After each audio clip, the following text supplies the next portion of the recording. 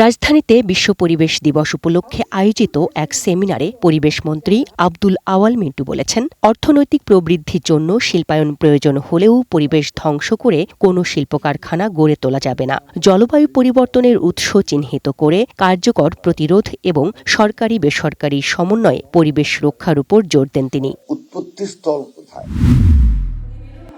ধানমন্ডি সরকারি বালক উচ্চ বিদ্যালয়ের ৬০ বছর পূর্তি আগামী ১৮ ডিসেম্বর উদযাপন করা হবে। প্রাক্তন শিক্ষার্থীদের অংশগ্রহণে আয়োজিত অনুষ্ঠানে শিক্ষক সম্মাননা এবং বিভিন্ন ক্ষেত্রে অবদান রাখা সাবেক শিক্ষার্থীদের সংবর্ধনা দেয়া হবে।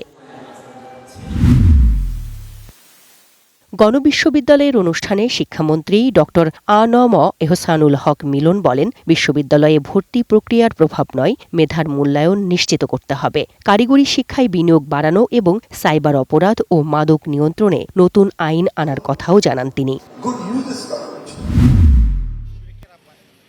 স্থানীয় সরকার প্রতিমন্ত্রী মীর শাহ আলম জানিয়েছেন, বর্ষার পানি নেমে গেলেই ক্ষতিগ্রস্ত সড়ক দ্রুত সংস্কার করা হবে। জলাবদ্ধতা নিরসনে সরকার আগাম পরিকল্পনা নিয়ে কাজ করছে বলেও জানান তিনি। আগামী ২০ ও ২১ জুলাই ঢাকায় অনুষ্ঠিত হবে বায়লা ফিউচার সামিট ২০২৬।